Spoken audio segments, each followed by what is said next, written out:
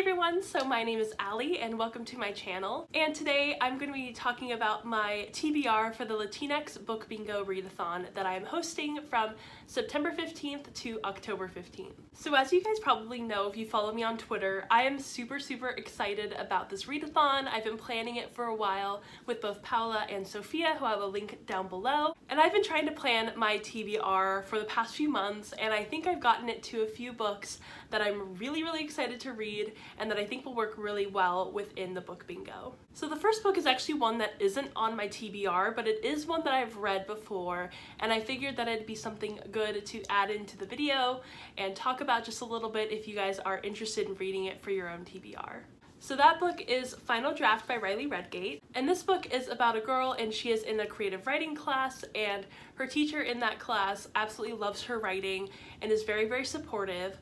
But then they end up getting a new teacher, and this teacher is a lot harder on her and isn't as supportive as her old teacher was. And so as a result, her new teacher actually gives her a lot of ideas on doing things that are new or exciting or different in her life and taking a lot of more risks than she's used to. So this book has fat rep, Ecuadorian American rep, pansexual rep, and anxiety rep.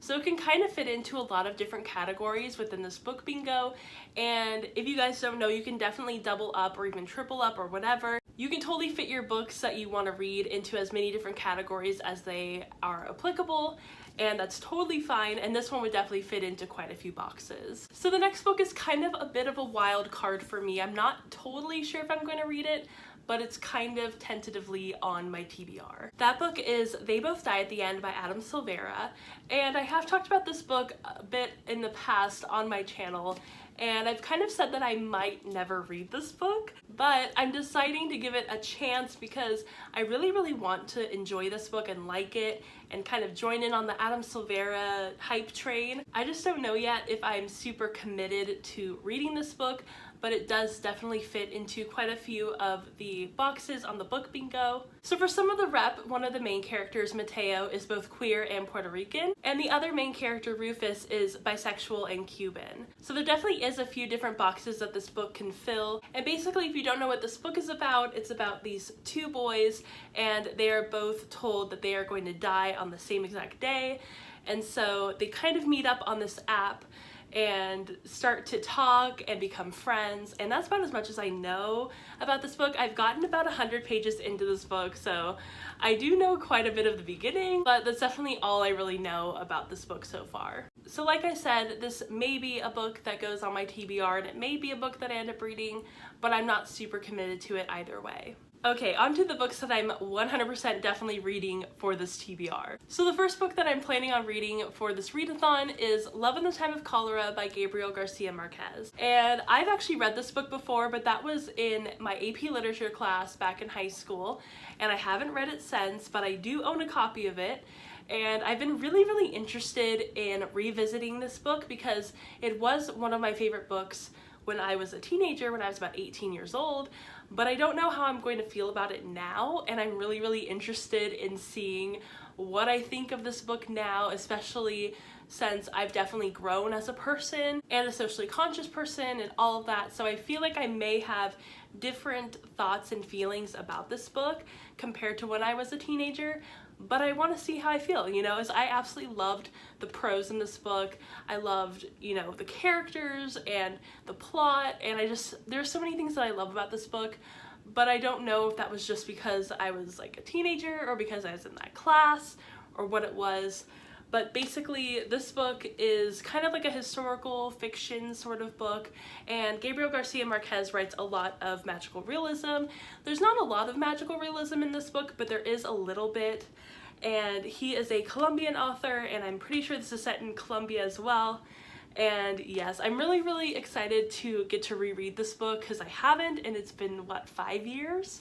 So I think it's definitely been long enough for me to kind of have separated myself from this book, but also to know that it's kind of going to be a little nostalgic, and it might also be a little eye-opening. The next book on my TBR is Like Water by Rebecca Podos, and basically this book is about a girl named Savannah, and she lives in New Mexico with her parents, and her dad is actually diagnosed with Huntington's disease, and Savannah works at a local water park as a mermaid, and she's just kind of like floating through life. And then she meets someone and they kind of form a bond and a relationship of sorts. And for this book, it has Mexican rep and anxiety rep, so it would fit into probably about 2 or 3 boxes. And I'm really, really excited to get to this one. I actually won this book in a giveaway like last year, but then the book never got to me. Like, I think it just got lost in the mail somehow.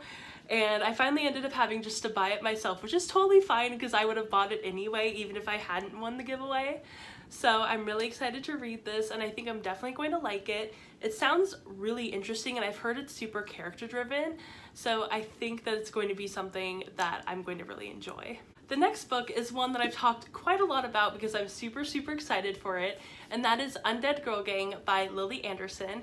And this book is basically kind of like a Heathers sort of story. It definitely reminds me of Heathers. I don't know if that's intentional or not, but the way that this has always been described just sounds like Heathers to me.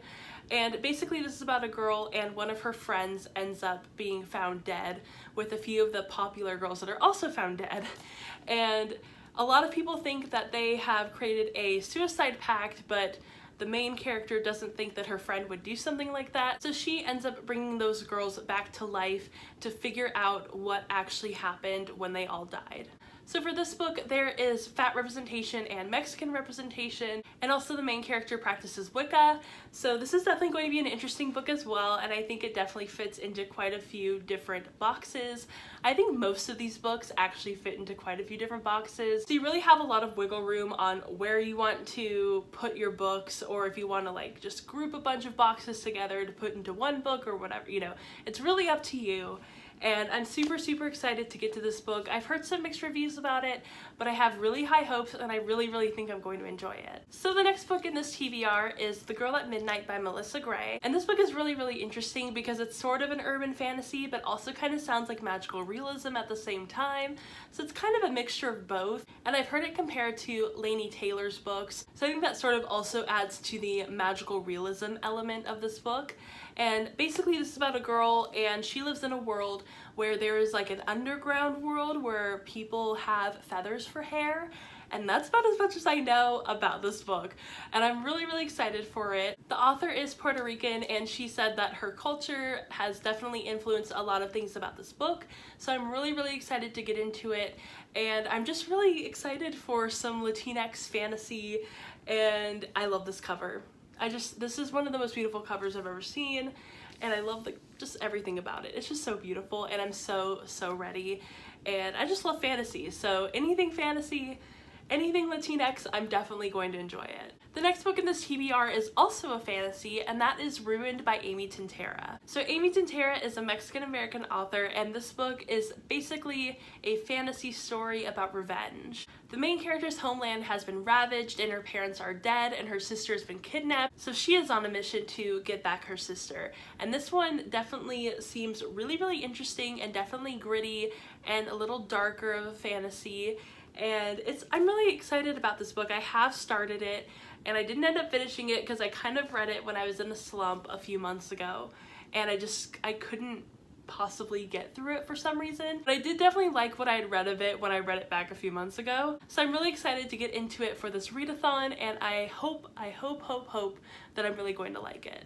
So the very last book in my TBR is another reread, and that is Labyrinth Lost by Zoraida Cordova, and I've already read this book. I rated it 5 stars. I absolutely loved it. I read Bruja Born, loved that as well, and I'm really, really excited to be able to read this book again and finish off this read-a-thon with this book. If you don't know what this book is about, we follow a girl named Alex, and she is a Bruja, and she really doesn't want to have her Bruja powers. So with the help of a mysterious boy, she ends up performing a ritual to get rid of her powers, but instead it sends all of her family and her loved ones to the underworld, and she has to go and get them back and kind of save the day. I absolutely love this book so, so much, and there's a lot of Latinx rep in this book. Also, Alex is bisexual, and we do have a female-female romance, and also Zoraida is Ecuadorian, so there's definitely a lot of rep. It's so amazing and wonderful. I absolutely love this book so, so much. It's one of my all-time favorites now, and I'm really excited to get back into this world and to kind of reread Alex's story again. Alright, so that was a bit of a struggle to get through because I am a little bit sick and I'm still recovering. But I hope you guys enjoyed this video, and I can't wait to see more of your guys' TBRs. I've definitely watched a few TBR videos for this read-a-thon, and I'm so happy that people are going to join us for this read-a-thon because it definitely means a lot to me and Paula and Sophia. So I know that it's going to be really awesome and really exciting. Also, I'm going to be vlogging for those weeks between September 15th and October 15th, and I will be posting those, I think, weekly or possibly every other few days, just depending on how much footage I have. So definitely look out for those vlogs because those will be super cool. And if you enjoyed this video, then go ahead and give it a thumbs up and subscribe to my channel. I make new videos every Sunday and Wednesday because I have a new schedule. And also go ahead and follow me on Instagram, Twitter, friend me on Goodreads. I will accept all friend requests on Goodreads, and I hope you guys have a wonderful rest of your day. Bye!